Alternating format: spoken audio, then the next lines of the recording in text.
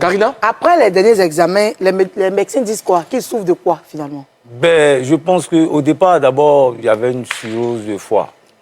Une cirrhose? Ouais, Cirrhose de foie. on l'a retiré de l'eau dans le truc, mais c'est ce genre d'infection, quand tu es malade, il y a des maladies qu'il ne faut pas négliger, par exemple. Donc, ça a créé un truc sur son foie, et puis ses reins n'arrivaient pas à marcher, même à reconnaître les gens.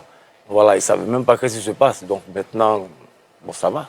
Maintenant, il a perdu la mémoire. Oui, il ne sait même pas qui est devant lui et tout ça. C'était quand même osé, comme je vois certaines personnes dans des médias qui se font passer pour des managers, qui ont le courage de dire aux gens que non, ça va. Mais moi, je ne sais pas, c'est bon. Le but même de ça, c'est quoi? Ton artiste est malade. Souvent, quand tu es malade, il y a des gens qui aiment trop cacher les choses. Et après, il se retrouve dans une situation. Moi, c'est Mouloukou qui nous a interpellés à travers son cri de cœur la dernière fois. Donc, comme nous sommes dans un groupe FC Showbiz, on a essayé de lancer un élan de solidarité. Chacun a commencé à participer. Parce que moi, je ne veux pas voir Mouloukou venir lancer un appel et puis dire qu'il ment. Voilà, c'est notre collègue, c'est quelqu'un que je connais. Donc, déjà à le voir, ça m'a interpellé. J'ai cherché à entrer en contact avec lui, mais ça n'allait pas. Mais les gens nous font croire que ça va. Quel est le manager qui a dit il y a un qui est en Europe. Les gens m'amènent même les trucs qu'il a fait sur TikTok. Il s'appelle comment? Non, le nom, je n'ai pas fait attention. Voilà. Donc, on a essayé de suivre ça jusqu'à ce que Madame la ministre de la Culture et de la Francophonie envoie son conseil pour essayer de suivre.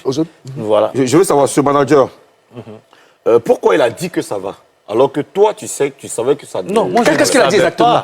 Il a dit, il a su une publication, fait croire aux gens que Boningo était légèrement souffrant, mais que ça va. Pourtant, réellement, le gars est en train de mourir. Mais tu rassures les gens, c'est pourquoi? Réellement, lui, l'équipe ou Boningo? Mais lui, il est en France même. Même si tu es son manager, tu es en France.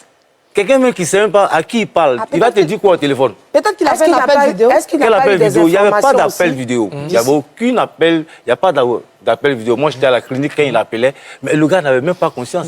Je lui ai même dit dans une vidéo, mais tu appelles quelqu'un qui lui-même se retrouve pas. Il ne sait pas comment il est à la clinique. Tu veux qu'il te dise quoi il est en France? Donc, ne rassure pas les gens. Parce que plus tu rassures les gens ne vont pas l'aider. D'accord. Moi, mais à un moment donné, les gens doutaient. Les gens de FC Showbiz m'ont même envoyé d'aller voir. Parce qu'il y avait des publications qui disaient que Boningo n'a rien.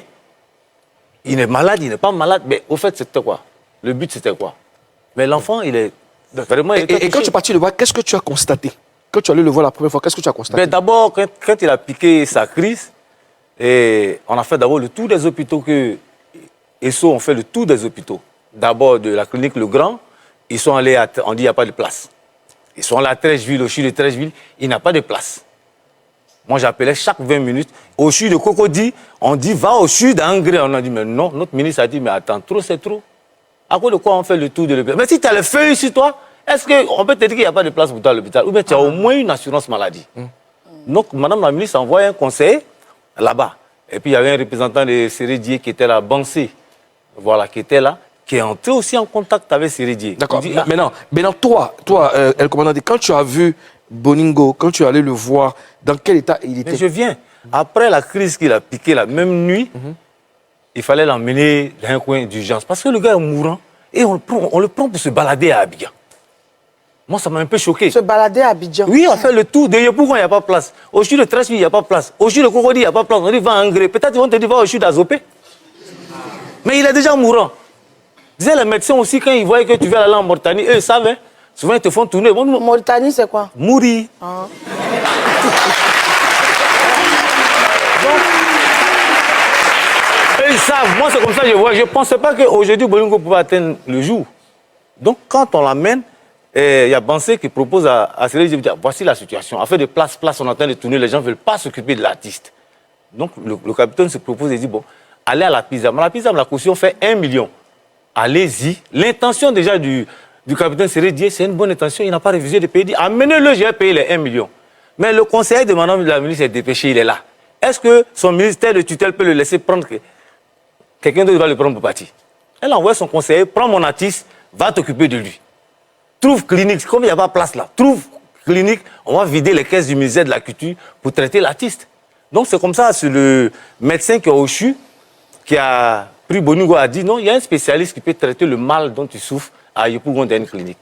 Donc ils vont comme ça à la clinique. Moi, le lendemain matin, on m'envoie d'aller voir de mes propres yeux, parce que cette histoire-là, c'est un peu louche. J'arrive, je le vois dans un état bizarre. Donc l'agent de Sérédier a été refusé? Non, puisqu'ils ne sont pas allés à la PISAM.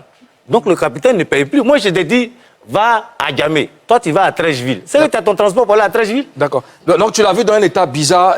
Bizarre comment? Il était dans quel état? Ça ne va pas. Ça n'allait vraiment pas. Il n'arrivait pas à reconnaître les gens. Il ne sait même pas comment il s'est retrouvé à la clinique et tout ça. Et là, il était pris en charge? Il était juste, oui. Il était là, en face de moi, il est sur le lit, et tout, avec sa fille, et saute à botte cadence, et Alain qui s'occupait d'eux, à qui je vais dire merci parce qu'ils ont beaucoup fait pour Bolingo. Donc on est arrivé. Donc la première chose que je demande après, comment tu vas, comment ça va et tout ça, je leur demande comment ils ont atterri dans la clinique là. Et comment ça se passe à la clinique. Parce que moi, c'est pourquoi les gens de FC Showbiz m'envoient. Il me dit non, le conseiller du ministère était là, tout est géré. J'ai dit non, va dire aux gens qui gèrent la clinique qu'ils ne sortent pas d'ici. Parce que pour moi, ils vont les chasser encore après pour dire qu'il n'y a pas de place. Parce qu'on ne sait pas quel mal il avait. Et on attendait les examens. La première fois, il a fait les examens à Yopougon. Quelqu'un qui est malade qui fait des examens, vous lui dites va à la maison lundi, il faut venir lundi prochain. Et c'est l'homme que vous voyez là, lundi prochain, on peut le trouver là. Moi, je ne comprends pas un peu les médecins. Mais tout ça, ça part d'une assurance maladie. Quand tu n'as pas d'assurance maladie, tu ne peux pas avoir une assurance qui va te couvrir à hauteur de 3 millions et puis quelqu'un va te dire qu'il n'y a pas de place pour toi. D'accord. On va revenir sur ça. Tu vas lancer forcément cet